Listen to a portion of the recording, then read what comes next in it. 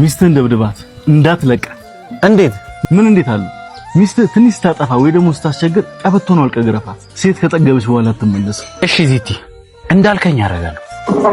ቻሻ ሞኝ እንዴ? እስቲ ቁጭ በል። ደሞ ምን አደረኩ? አሁን ሚስትህን ደብድባት ብለኝ ይሻልኩኝ እኮ። እሱን አይደል የምልህ? አየህ እኔ 3 ያግብቼ ፈትቻለሁ። ሁሉም ለኔ ጥሩ ነበሩ። እኔ ግን ለነሱ አልነበርኩም። የዚህ ሁሉ ዋነኛ ሰበብ ግን የተባልኩት ሁሉ በመቀበሌ ነው።